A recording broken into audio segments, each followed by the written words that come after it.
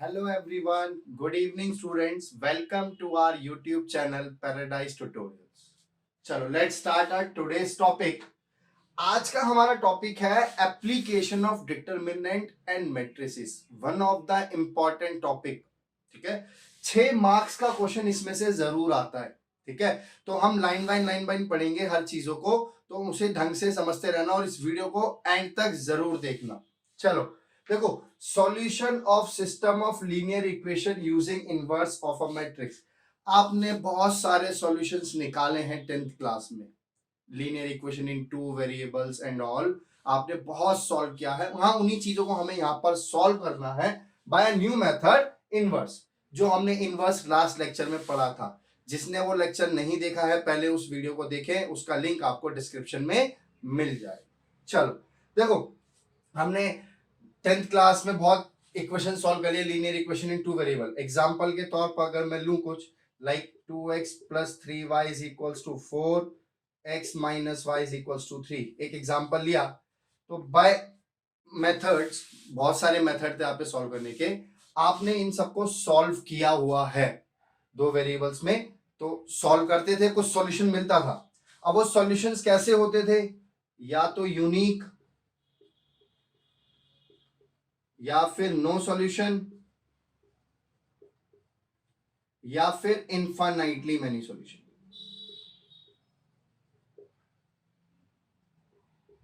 इन तीनों में से कुछ भी आता था, आप लोगों ने सॉल्व किया हुआ. ठीक है, वही चीज हमें यहां भी करनी है. फिर उसके बाद हम कहते थे कंसिस्टेंट और इनकंसिस्टेंट. तो हम कंसिस्टेंट किसे बोलते थे? कि जो यूनिक सॉल्यूशन होते हैं वो कंसिस्टेंट होते हैं, जो नो सॉल्यूशन होते थे वो इनकंसिस्टेंट होते हैं, और जो इनफाइनाइटली मेनी सॉल्यूशंस होते थे वो मे और मे नॉट बी कंसिस्टेंट होते थे. डिपेंड करता था कि उसका सॉल्यूशन निकल सकता है कि नहीं. सेम वही चीज consistent. A system of equations is said to be consistent if its solution one or more exist. अगर एक या एक से ज्यादा एग्जिस्ट करता है तो उसको हम कंसिस्टेंट बोलते हैं. Inconsistent, a system of equations is said to be inconsistent if its solution does not exist. जिसका सॉल्यूशन एग्जिस्ट ना करे मतलब नो सॉल्यूशन. सिंपल सी बात है, यहाँ पे इसमें ज्यादा कोई सोचने वाली चीज नहीं है. तो अब हमें इसको इनवर्स मेथड से कैसे पढ़ना है वो चीज देखनी है. ठीक है, तो वो हम लाइन टू लाइन देखेंगे. सबसे पहले अब देखो,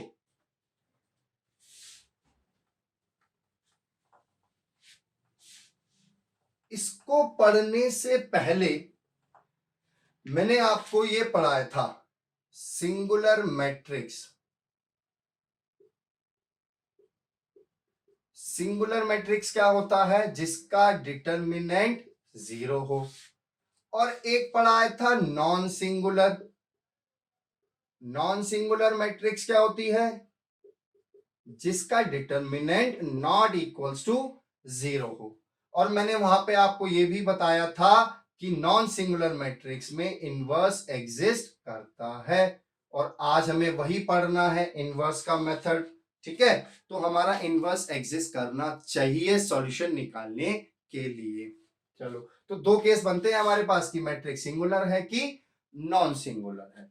तो उसको सॉल्व करने से पहले मैं आपको बता रहा हूं कि अब सिस्टम ऑफ इक्वेशंस हमने कैसे सॉल्व करनी है. सबसे पहले छोटी सी चीज देखते हैं. मैंने 3 वेरिएबल में एक इक्वेशन ली.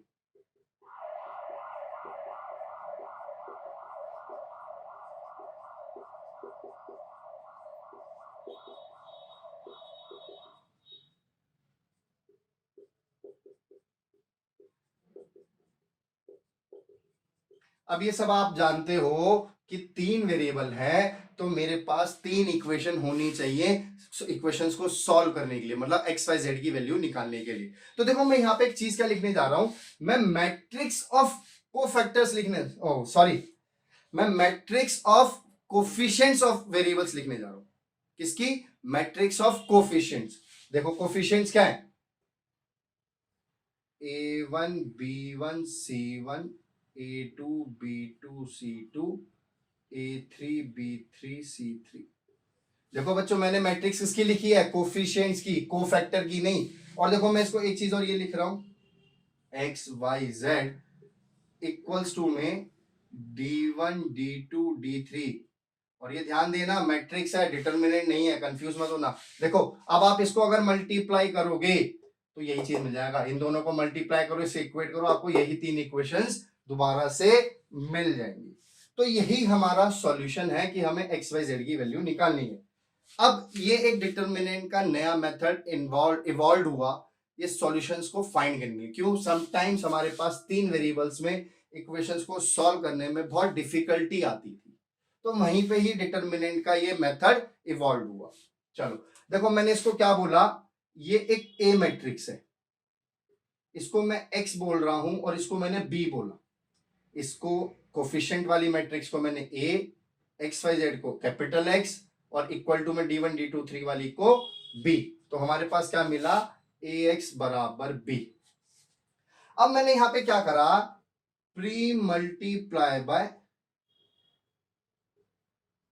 A inverse. देखो प्री मल्टीप्लाई बाय क्यों करा, यहां पे क्यों बोला, मैं बोलने को ये भी बोल सकता था कि मल्टीप्लाई बाय ए इनवर्स, लेकिन ये मैट्रिक्स है, मैट्रिक्स में हम जरूर बताते हैं कि कहां कर रहे हैं, प्री की पोस्ट। नॉर्मल अलजेब्रा नहीं है जिसमें हम बोलते थे मल्टीप्लाई बाय 2 या 3 कर दिया हमने कहीं पे भी कैसे भी, नहीं, यहाँ पे ध्यान देना है कि हम कहां पे क्या मल्टीप्लाई कर रहे हैं। तो ये हुआ तुम्हारा ए इनवर्स ए एक्स बराबर ए इनवर्स बी।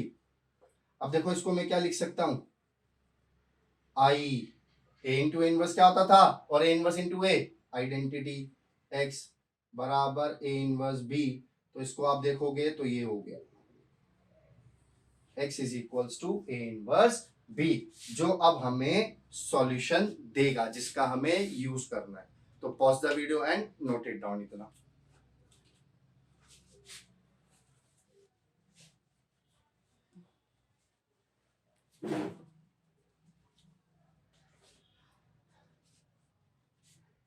चलो अब देखते हैं कि हमारा सॉल्यूशन आएगा कैसे और कैसा होगा, कंसिस्टेंट कि इनकंसिस्टेंट। 2-3 बातें हम अब करते हैं जरा। यहां पे अब देखो केस बनते, case 1, if A is non singular matric.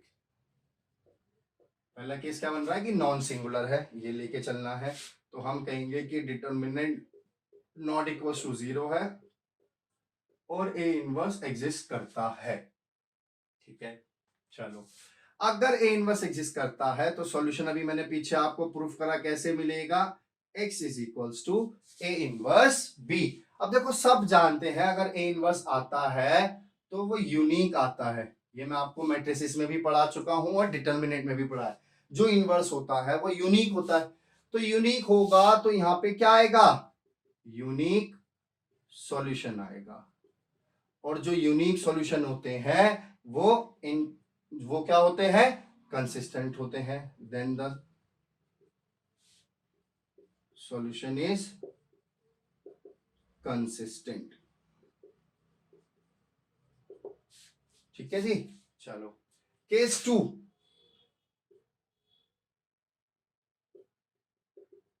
Case 2 क्या है, अब एक नॉन सिंगुलर है तो हम सिंगुलर लेके चलेंगे।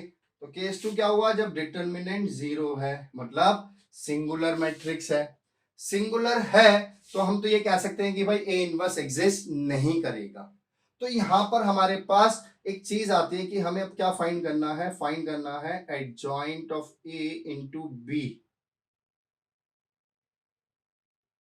हमें ये फाइंड करना, अगर adjoint of A into B not equals to 0 आ गया, मतलब वो 0 के बराबर नहीं आया, तो हम बोलेंगे देन सॉल्यूशन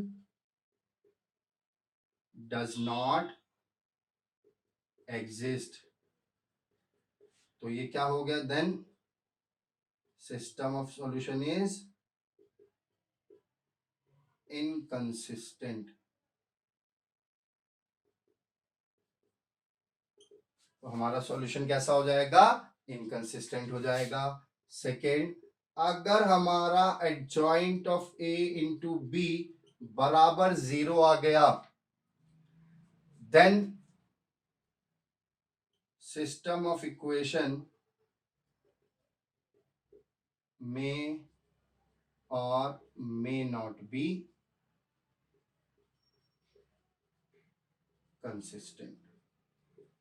मतलब कि वो कंसिस्टेंट भी हो सकता है और इनकंसिस्टेंट भी हो सकता है, डिपेंड ऑन द सॉल्यूशन। तो छोटी सी चीज कि अगर determinant not equal to zero है तो वो यूनिक सॉल्यूशन होगा और कंसिस्टेंट होगा। अगर डिटर्मिनेंट नॉट और जीरो के बराबर है तो हमें दो चीज फाइंड करनी है, adjoint of A into B. तो वो नॉट इक्वल टू जीरो है या इक्वल टू जीरो है वो देखना है। अगर नॉट इक्वल टू जीरो है तो सॉल्यूशन एग्जिस्ट नहीं करेगा और वो इनकंसिस्टेंट होगा। अगर एडजॉइंट ऑफ ए बी बराबर जीरो है तो सिस्टम ऑफ इक्वेशन मे और may not be consistent, depend on the solution. So pause the video and note it down.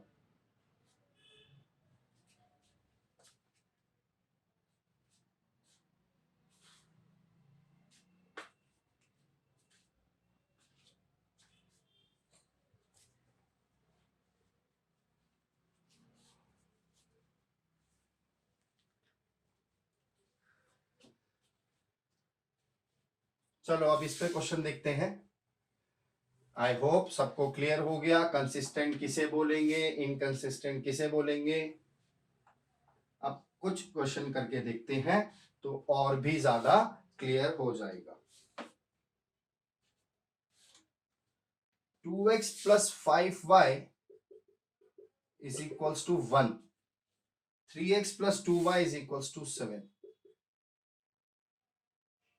ये हमारे पास क्वेश्चन है और कह रहा है solve the system of equation. ठीक है, तो बच्चों ये ध्यान रखना जो पेपर में 6 मार्क्स का क्वेश्चन आता है वो आपका यूनिक सॉल्यूशन वाला ही आता है, ज्यादा तो ज्यादा उस पर इतना जोर देने वाली बात है नहीं। चलो तो 2x प्लस 5y हमें इसका सिस्टम ऑफ इक्वेशन निकालना है। तो पहला स्टेप, सबसे पहला स्टेप मैंने आपको क्या बताया था, चेक करना है कि ये नॉन सिंगुलर है कि सिंगुलर। तो पहले हमें क्या बनानी है, मैट्रिक्स बनानी है किसकी, कोफिशिएंट ऑफ वेरिएबल्स की।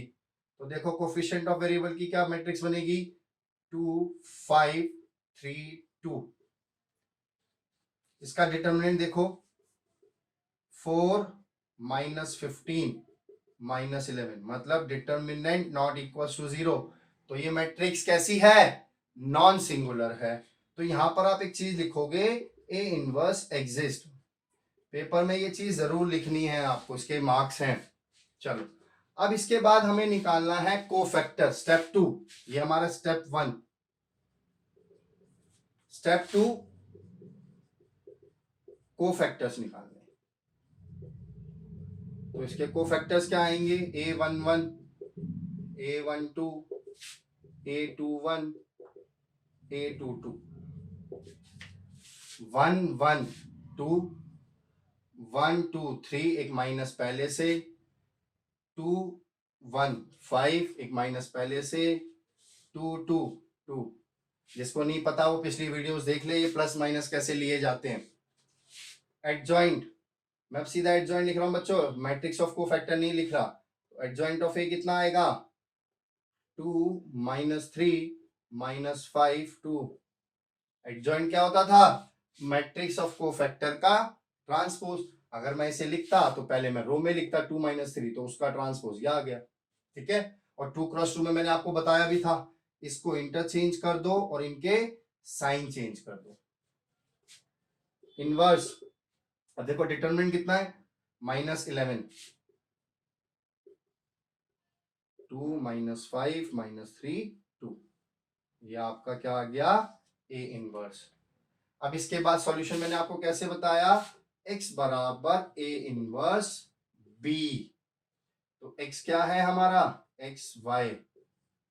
बच्चों यहाँ पे लिखना भूल गया मैं, देखो a बना दिया, x मैट्रिक्स एक्स वाई, और b मैट्रिक्स तुम्हारी इक्वल टू वाली 1 7। हमेशा इसको b मैट्रिक्स बोलेंगे जो इक्वल टू में होता है। X Y -1/11 2 -5 -3 2 1 7। मल्टीप्लाई करो, 2 -35 -33 -3 + 14 -3 + 14 11। तो कंपेयर करोगे डिवाइड करके 11 से, तो x मिलेगा आपको 3, y मिलेगा आपको -1। ठीक है, अब देखो ये आप एक अपना रीचेक भी कर सकते हो आंसर को। कैसे?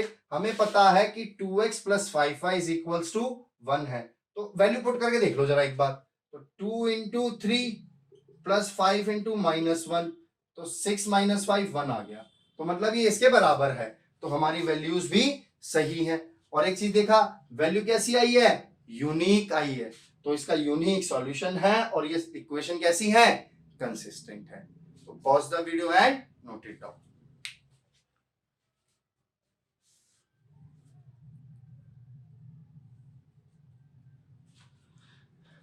चलो बच्चों, अभी हमने देखा एक 2x2 का question.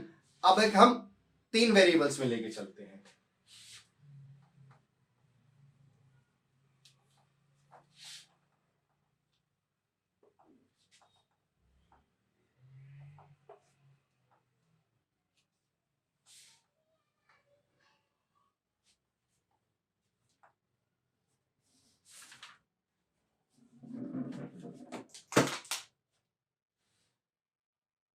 x minus y plus 2z is equals to 7,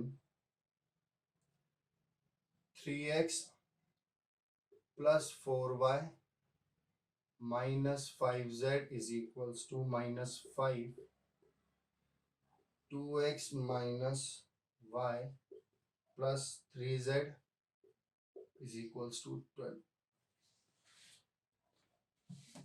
क्या बच्चों, अब हमारे पास 3 वेरिएबल। देखो 3 वेरिएबल्स में भी हमें कई बार क्वेश्चंस आ जाते हैं। कई बार क्या है, यही हमारा आता है बोर्ड में मेन बेसिकली 6 मार्क्स में क्वेश्चन कहता है solve the system of equation. अब 3 वेरिएबल्स में आपने पहले भी सॉल्यूशंस निकाले हैं, लेकिन वहां पे डिफिकल्टी आती थी, तो वही चीज अब हमें इनवर्स के मेथड से निकालना है। तो हमें देखो सबसे पहले क्या फाइंड करना है, देखो छोटी छोटी चीजें ध्यान रखना बस, कि सबसे पहले हमें क्या फाइंड करना है, matrix of cofactors, sorry matrix of coefficient. तो कोफिशिएंट की मैट्रिक्स क्या बनेगी? 1 -1 2 3 4 -5 2 -1 3। फिर एक एक्स मैट्रिक्स बनानी है, एक्स वाई जेड, और एक बी मैट्रिक्स किसको बोलेंगे? जो इक्वल्स टू में लिखा हुआ है। तो हमने दोनों तीनों चीज फाइंड कर ली। अब सबसे पहला स्टेप क्या है हमारा? सबसे पहला स्टेप है हमारा कि चेक करना कि जो मैट्रिक्स है वो सिंगुलर है कि नॉन सिंगुलर है। मतलब उसके लिए हमें क्या निकालना है? डिटर्मिनेंट। डिटर्मिनेंट निकालो जरा इसका। 12 माइनस 5 7, 9 प्लस 10 19, -3 -8 -11। तो 7 प्लस 19 -22 -3 4 मीन्स जो आपका डिटर्मिनेंट आया वो नॉट इक्वल टू 0, तो हम कह सकते हैं ए इनवर्स एग्जिस्ट। और जब ये नॉट इक्वल्स टू 0 है, तो आप समझ गए जो सिस्टम ऑफ इक्वेशन है वो मेरी कैसी है? कंसिस्टेंट है, क्योंकि वो हमें क्या देगा?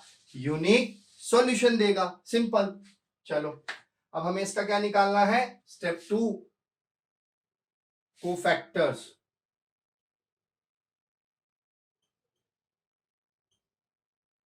स्टेप 2 है आपका निकालना कोफैक्टर्स। तो देखो मैं निकालने जा रहा हूं, A11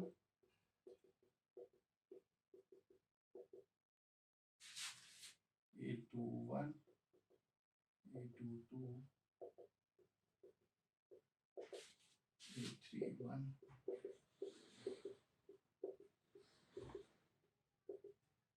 plus minus plus minus plus minus plus minus plus. देखो बच्चों, जिसको नहीं पता ये प्लस माइनस प्लस कैसे लगाना है, तो वो मेरी पिछली वीडियो देख ले, वो समझ जाएगा। और एक बार और वैसे बता देता हूं, जहां पे इन दोनों का सम इवन वहां प्लस, जहां पे इन दोनों का सम ऑड वहां पर माइनस। एक अपनी तरफ से हमें पहले लगाना है। चलो A11 first row first column गया, 12 माइनस 5 7, बाहर भी प्लस 7। A12 9 प्लस 10 19, बाहर माइनस तो -19। 1 3 -3 -8 -3 -8 -11, बाहर plus 2 1 second row first column -3 + 2 -1 1 2 2 3 - 4 -1 बाहर प्लस 2 3 -1 + 2 1 बाहर माइनस -1 3 1 5 - 8 -3 3 2 -5 -6 -5 -6 -11 3 3 4 + 3 7। बच्चों कोफैक्टर्स निकालने में गलती मत करना। इसके बाद मैट्रिक्स ऑफ कोफैक्टर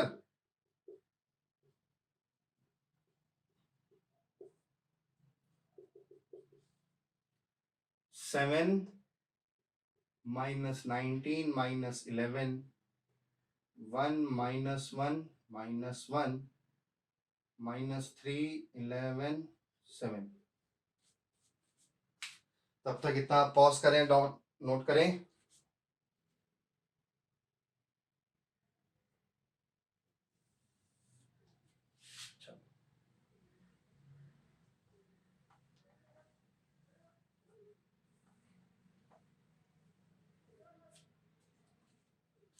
अब देखो एडजॉइंट, एडजॉइंट क्या होता है हमारा? कोफिशिएंट ऑफ कोफैक्टर की मैट्रिक्स का ट्रांसपोज। तो 7 -19 -11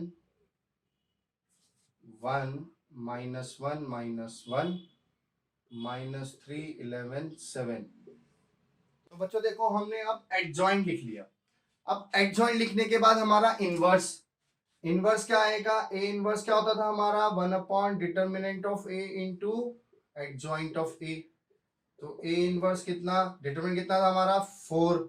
एडजॉइंट कितना आ गया? 7 1 -3 -19 -1 11।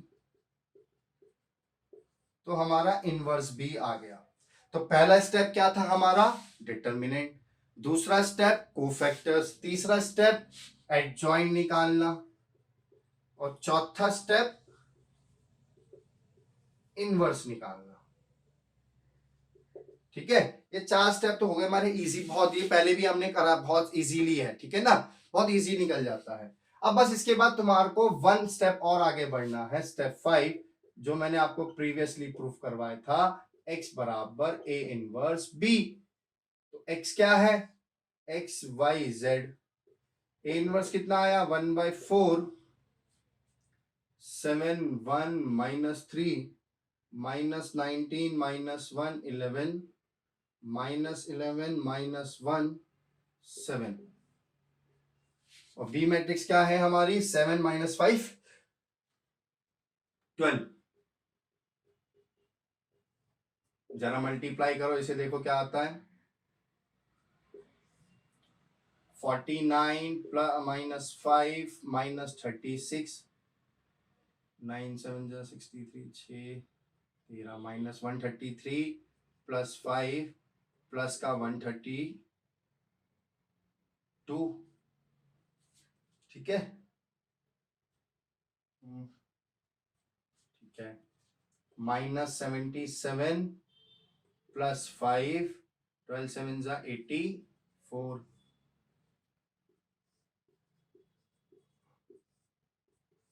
अब इसको आप सॉल्व करो तो देखो क्या मिलता है। -41 तो 8 -1 + 5 4 6 और 3 और 7 12। तो देखो इसको आप जब डिवाइड करोगे तो x की वैल्यू आपको मिल गई, कंपेयरिंग 8/4 2, y की 1, z की 3। तो देख रहे हो आप, यूनिक है वैल्यूज हमारी। अब देखो बच्चों ये 6 मार्क्स का क्वेश्चन है। आप इस तरीके से कई बार हो जाता है कि यहाँ पे कैलकुलेशन में गलती हो जाती है, तो एक बार रीचेक जरूर कर लेना। कैसे करोगे? हमें ये गिवन है कि this equals to 7, 3 equations given है, तो तीनों में से किसी एक में भी वैल्यू पुट कर लो। मैं पहली में कर रहा हूं, ये वाली वैल्यूज मैं फर्स्ट इक्वेशन में पुट कर रहा हूं। तो 2 -1 + 2 × 3, तो 2 - 1 1 + 6 7। तो ये RHS के बराबर आ गया। तो मतलब मेरी वैल्यूज सही है। तो देखा आपने कितना इजी था कि हमें कैसे बता सकते हैं कि मेरा सिस्टम ऑफ इक्वेशन कंसिस्टेंट है कि इनकंसिस्टेंट है एंड उसका सॉल्यूशन क्या है, बाय मैट्रिक्स मेथड। इसको हम पूरे प्रोसेस को मैट्रिक्स मेथड बोलते हैं। इस पूरे प्रोसेस को हम मैट्रिक्स मेथड बोलते हैं। तो pause the video and note it down. तो आई होप आप सभी को समझ में आ गया होगा। जिसको जो भी डाउट हो, कुछ प्रॉब्लम हो, तो वो मुझे कमेंट में बता सकता है। तो आज का लेक्चर हम यहीं पे खत्म करते हैं। इसके ऊपर आपके 4.6 एक्सरसाइज है, बहुत सारे क्वेश्चंस हैं एनसीईआरटी में। नेक्स्ट वीडियो में मैं आपको और डिफरेंट टाइप्स के क्वेश्चंस कराऊंगा। तब तक थैंक यू, एंड इस वीडियो को ज्यादा से ज्यादा लाइक करें, शेयर करें एंड सब्सक्राइब करें।